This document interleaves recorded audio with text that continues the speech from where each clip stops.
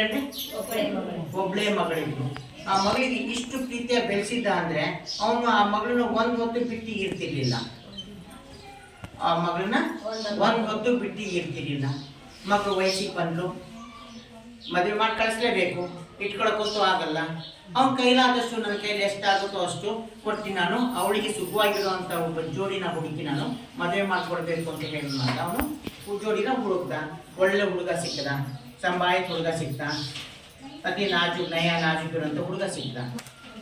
ಹುಡುಗ ಸಿಕ್ಕಿದಾಗ ಇವನು ಮಾಡಿದ ತಂದೆ ಅವಳಿಗೆ ಮದುವೆ ಮಾಡಿಕೊಡ್ತೀನಿ ಅಂತ ಹೇಳಿ ಮಾತು ಕೊಟ್ಟಾದ್ಮೇಲೆ ಅವನಿಗೆ ತನ್ನ ಕೈಲಾದಷ್ಟು ಅವನೇನು ದುಡ್ದಿದ್ನಲ್ಲ ಅವೆಲ್ಲ ಕೂಡಿಟ್ಟಿದ್ದೆ. ಯಾಕಂದ್ರೆ ಒಬ್ಬಳೆ ಮಗಳಿದ್ದಾಳೆ, ಮಾಡಿದ್ರು ಅವಳು ಒಬ್ಬಳೆ ಮಗಳಿಗೆ ಮಾಡಬೇಕು, ಬಿಟ್ಟರೆ ಬೇರೆ ಏನು ಇಲ್ಲ. ಯಥೇಚ್ಛವಾಗಿ ಮಾಡಿದ್ದ. ಮಗಳಿಗೆ ಅಂತ ಏನು ಮಾಡ್ದ, ಒಂದು 10 ತೊಲ ಬಂಗಾರ ಕೊಟ್ಟ. ಅಳಿಯನಿಗೆ ಕೇಳಕ್ಕಿನ ಮುಂಚೆನೆ ಅವನಿಗೊಂದು 10 ಲಕ್ಷ ಕೊಟ್ಟ. ಯಾಕಂದ್ರೆ ಮಗಳು ಸುಖವಾಗಿರ್ಬೇಕು. ಓಡಾಡೋದಕ್ಕೆ ದೊಡ್ಡ ಬೆಂಚ್ ಕಾರ್ ತಗೊಂಬಂದು ಕೊಟ್ಟ. ಬೆಂಚ್ ಕಾರ್ ಅಂದ್ರೆ 1 ಕೋಟಿ ಮೇಲೆ ಬೆಲೆ ಬಾಳುತ್ತೆ ಅಂತ ದೊಡ್ಡ ಕಾರ್ ಕೊಟ್ಟ. ಆರಾಮಾಗಿರ್ಲಿ ಗಂಡ ಹೆಂಡತಿ ಅಂತ ಸುಖವಾಗಿ ಜೀವನ ಮಾಡ್ತಾ ಇದ್ರು, ಚೆನ್ನಾಗಿದ್ರು. ಆಮೇಲೆ ಸ್ವಲ್ಪ ದಿವಸಕ್ಕೆ ಮಗಳು ಬಂದ್ರು ಮನೆಗೆ ಬಂದಾಗ ಅವಳಿಗೆ ಏನೋ ನೀಡಿದ್ದೇ ಇರುತ್ತಲ್ಲ, ನಾನು ಹಂಗಿರ್ಬೇಕು ಹಿಂಗಿರ್ಬೇಕು ಅಂತ ಹೇಳಿದಾಗ ಮಗಳು ಬಂದಾದ್ಮೇಲೆ ನೀವೇನು ಮಾಡ್ತೀರಿ? ನಿಮ್ಮ ಮಗಳು ಮನೆಗೆ ಬಂದಾದ್ಮೇಲೆ ಮತ್ತೇನು ಮಾಡ್ತೀರಿ? ಸುಮ್ಮನೆ ಹಂಗೆ ಕಳಿಸ್ತೀರಾ? ಒಂದು ಸೀರೆನೋ ಕುಪ್ಸನೋ ಇನ್ನೇನೋ ಮಾಡಿ, ಅಥವಾ ಕೈಲಾದಷ್ಟು ಅಕಸ್ಮಾತಾಗಿ ನಿಮ್ಮ ಎಬಿಲಿಟಿ ಇತ್ತು ಅಂದರೆ ಒಂದು ಬೆಳ್ಳಿ ಕಪ್ಪು ಅಥವಾ ಯಾವ್ದು ಸಣ್ಣದೊಂದು ಆಲೆ ಜಿಮ್ಕಿನೋ ಏನಾರು ಒಂದು ಕೊಟ್ಟು ಕಳಿಸ್ತೀರಿ. ಹಾಗೆ ಮಗಳು ಬಂದಾಗ ಮಗಳ ಹೆಸರಲ್ಲಿ 4 ಬಂಗ್ಲೆ ಬುಕ್ ಅವಳಿಗೆ ಖರೀದಿ ಮಾಡಿ ಅವ್ರ ಹೆಸರಿಗೆ ಮಾಡಿಕೊಟ್ಟ. ಆಯಿತು, ಸುಖ ಜೀವನ ನಡೀತಾ ಇತ್ತು. 6 ತಿಂಗಳು ಆದಮೇಲೆ ಇವ್ರದ್ದು ಚೆನ್ನಾಗಿ ನಡೀತಾ ಇತ್ತು. ಗಂಡ ಹೆಂಡತಿ ಸುಖ ಜೀವನ. ಅತ್ತೆ ಮಾವ ಅಂದರೆ ಹುಡುಗಿಗೆ ಅತ್ತೆ ಮಾವ, ತಂದೆ ತಾಯಿ, ಮಗ ಸೊಸೆ ಚೆನ್ನಾಗಿ ಜೀವನ ನಡೆಸ್ಕೊಂಡು ಹೋಗ್ತಾ ಇದ್ರು. ಅಂದ್ಕೊಂಡ್ರು ಇಷ್ಟೆಲ್ಲ ಕೊಟ್ಟಿದಾರಲ್ಲ ಒಳ್ಳೇದೇ ಅಲ್ವಾ, ಆರಾಮ ನಡೀತಾ ಇತ್ತು. ದಿನ ಇವಳಿಗೆ ಕೊಟ್ಟಿರೋ ಹಣನ ಅವರು ಬಳಸ್ಕೊಳ್ತಾ ಹೋದ್ರು. ಹಣ ಬಳಸ್ಕೊಳ್ತಾ ಹೋದಾಗ ಸವಿಲೇಬೇಕಾ? ಸವಿಯುತ್ತೆ. 10 ಲಕ್ಷ ಕೊಟ್ಟಿದ್ದು ಎಷ್ಟು ದಿವಸ? ಕಾರ್ ಓಡಾಡ್ತಾ ಇದ್ದಾರೆ, ಬೆಂಚ್ ಕಾರಲ್ಲಿ.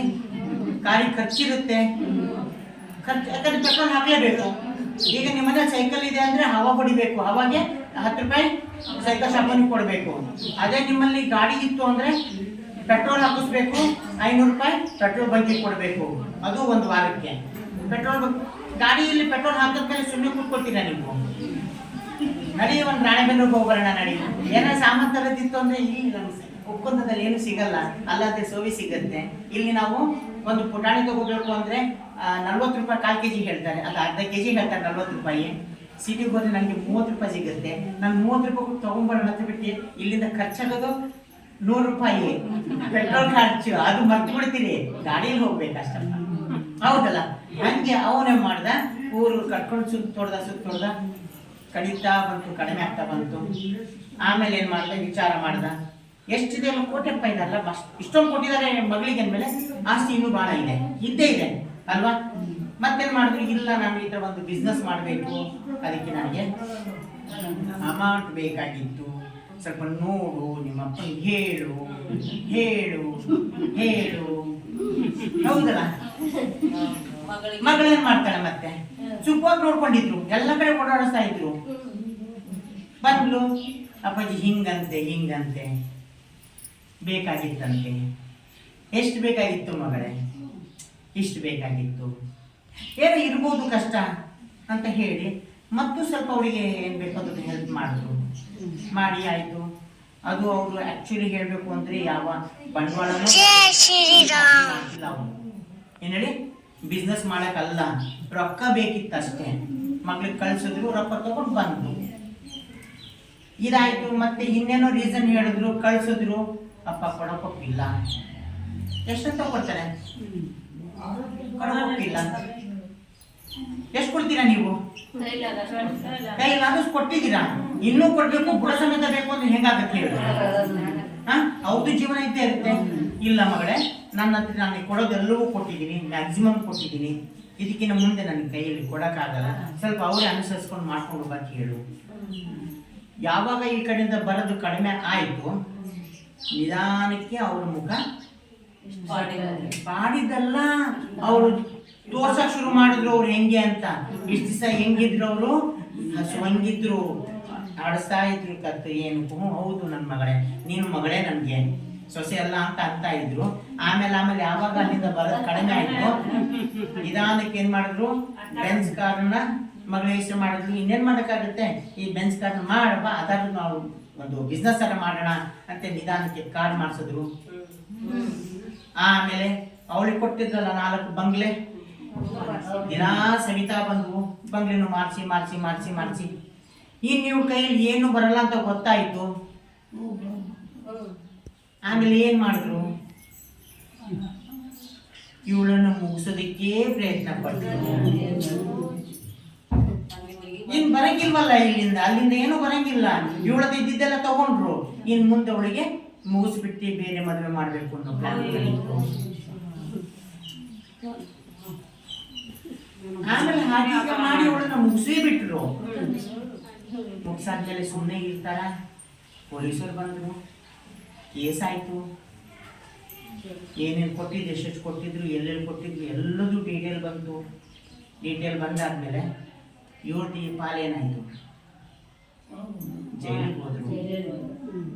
ಇದ್ದದ್ದನ್ನ ಇಟ್ಕೊಂಡು ಅವಳಿಗೆ ರಾಣಿ ತರ ನೋಡ್ಕೊಂಡಿದ್ರಿ, ಇನ್ ಮುಂದೆ ಎಷ್ಟು ಬರ್ತಿತ್ತು ಯಾವನಿಗೆ ಗೊತ್ತು. ಕೆಚ್ಚಲು ಇದೆ, ಚೆನ್ನಾಗಿ ಹಾಲು ಕೊಡ್ತಿದ್ದಂತ ಸರ ಎಳದಿ ಏನ್ ಬರುತ್ತೆ, ರಕ್ತ ಬರುತ್ತೆ. ರಕ್ತ ಬಂತು ಅಂದ್ರೆ ಎಮ್ಮೆ ಸಾಯುತ್ತೆ, ಹಸು ಸಾಯುತ್ತೆ. ಯಾಕಂದ್ರೆ ಬಾವಾಗ್ಬಿಟ್ಟಿರುತ್ತೆ, ಹುಣ್ಣಾಗೋಗ್ಬಿಟ್ಟಿರುತ್ತೆ, ಏನಾರ ಆಗ್ಬೋದು.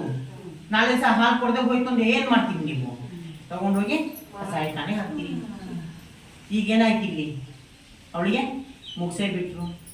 ಅನುಭವಿಸಿದ್ರೆ ಏನಾದ್ರು, ದಯವಿಟ್ಟು ನಾನು ಹೇಳ್ತೀನಿ, ಯಾರೇ ಆಗಿರ್ಲಿ, ನಾನು ಇದು ಹೇಳ್ತಿಲ್ಲ, ನಾನು ಪ್ರತಿಯೊಬ್ಬರಿಗೂ ಬಂದೋಳು ನನ್ನ ಮಗಳು ಅಂತ ಪ್ರೀತಿ ಮಾಡ್ರಿ, ಬಂದಷ್ಟು ನನ್ನ ಪಾಲಿಗೆ ಅಂತ ಅನ್ಕೊಂಡು ಹೋದ್ರೆ ಮುಂದೆ ಅದು ಅಮೃತ ಆಗುತ್ತೆ.